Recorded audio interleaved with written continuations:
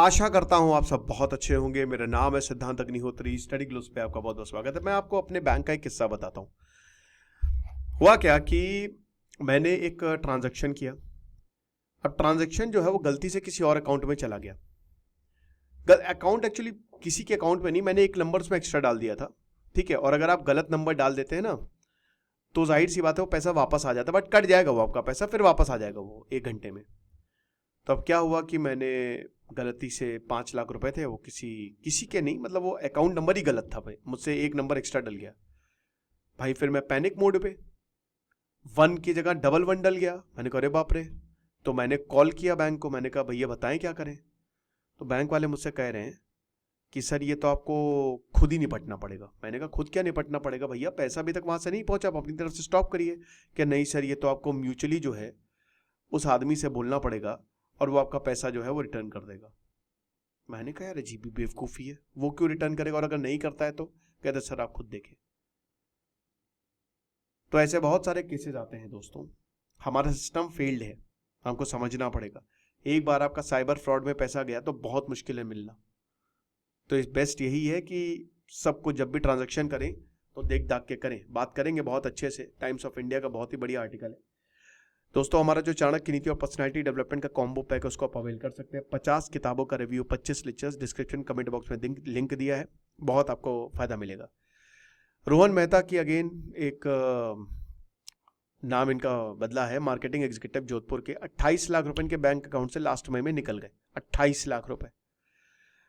अब इन्होंने वही किया जो साइबर सिक्योरिटी एडवाइजरी जो है वो रिकमेंड करते हैं। इन्होंने पैनिक नहीं किया, 1930 को कॉल किया, cyber crime helpline, immediately police ने तुरंत रिस्पॉन्ड किया।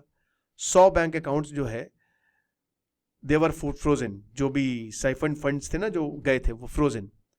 अब एक हफ्ते के अंदर अंदर 12 लाख आ गए, लेकिन एक साल के अंदर अंदर 15 लाख अभी भी नहीं आए। जिस बैंक अकाउंट पे पैसा गया वो तुरंत फ्रोज कर दिया। 12 लाख तो मिल गए लेकिन 15 लाख अभी भी मिसिंग है। क्यों? लीगल और ब्यूरोक्रेटिक। ऐसा नहीं, पैसा आपको मिल सकता है।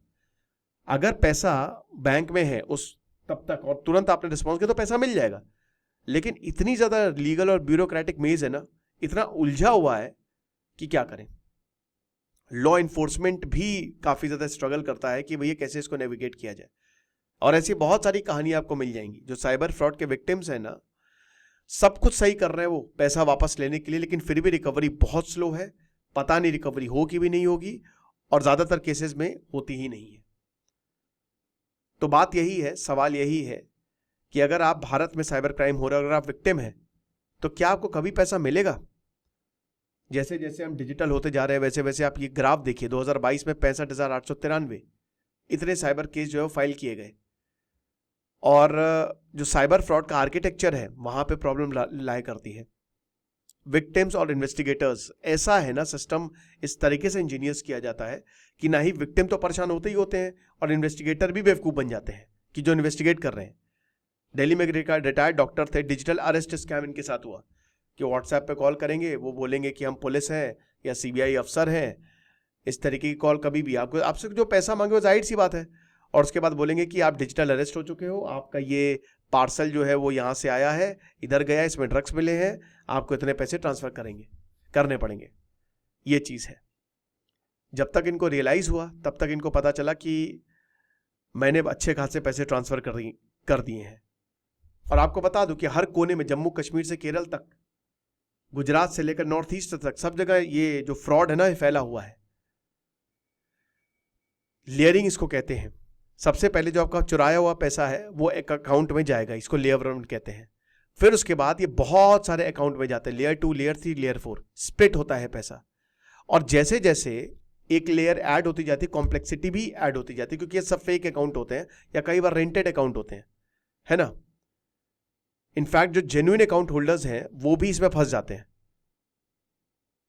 रिटायर्ड डॉक्टर बताते हैं कि मेरा जो फंड, मेरा जो पैसा लाखों रुपए जो गए थे, बताया जा रहा है वो 185 अकाउंट में गए, 185।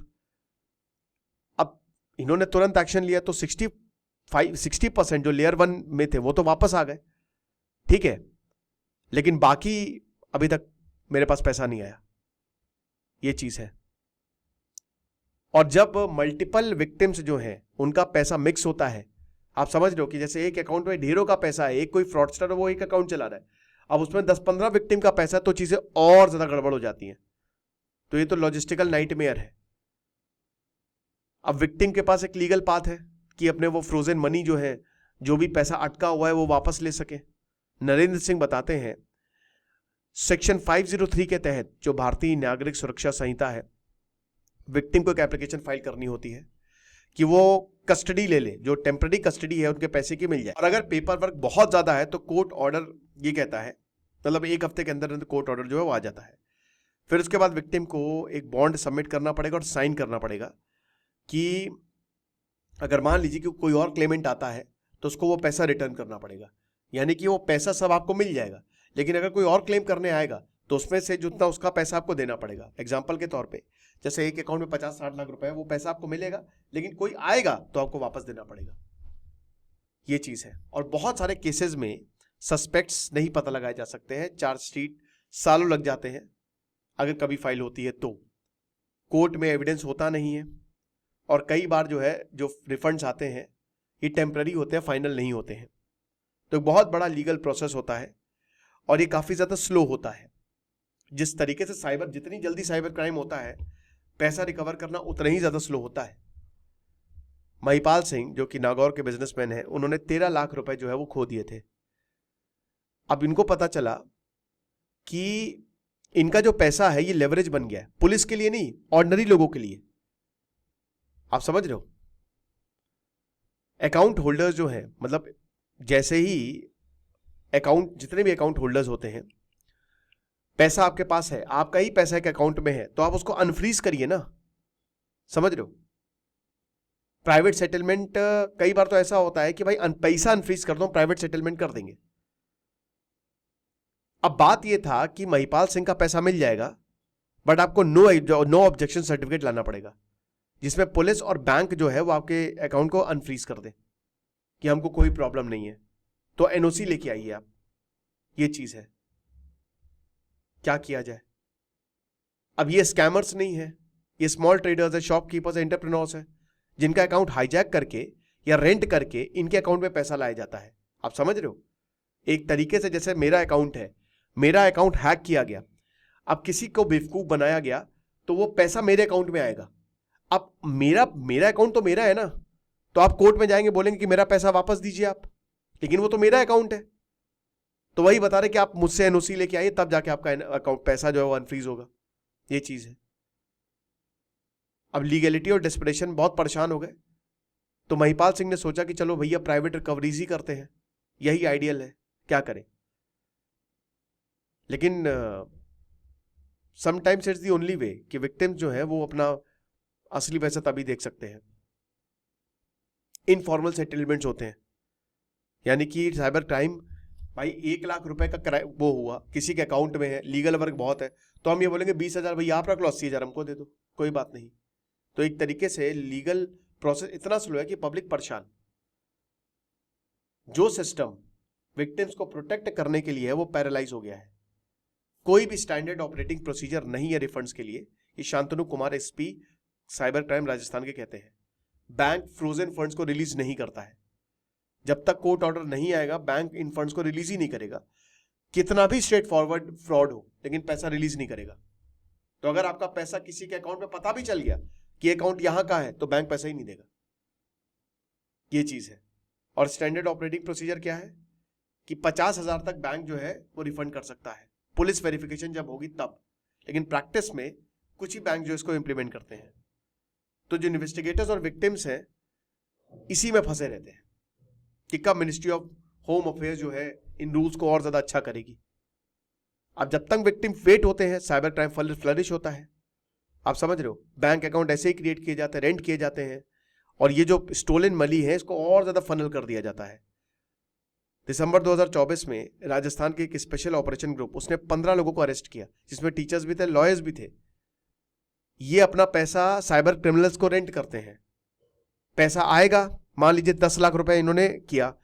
अब जैसे सिद्धांत अग्निहोत्री का पैसा, एक टीचर है, अब कोई साइबर क्राइम वाला आया और उसने एक टीचर के अकाउंट जो है रेंट किया कि जो भी फ्रॉड का पैसा है वो आपके अकाउंट में आएगा। अब मेरा पैसा है, मेरे साथ साइबर फ्रॉड हुआ और मेरा पैसा कहां चला गया? वही टीचर के अकाउंट में। तो मुझे पता है कि 10 लाख रुपए टीचर के अकाउंट में गए, मैं गया, लेकिन उन्होंने कहा वो बैंक देगा ही नहीं देगा, तो प्राइवेट सेटलमेंट में कर लूंगा। मैं बोलूंगा टीचर से ठीक है भैया 10 लाख में से 2 लाख आप रख लीजिए, 8 लाख मुझे दे दीजिए, या 5 लाख आप रख लीजिए, 5 मुझे दे दीजिए भैया, कुछ तो पैसा है मेरे पास। और यही हो रहा है। हनुमानगढ़ पुलिस स्टेशन ने सोनू वर्मा को फरवरी 2025 में अरेस्ट किया।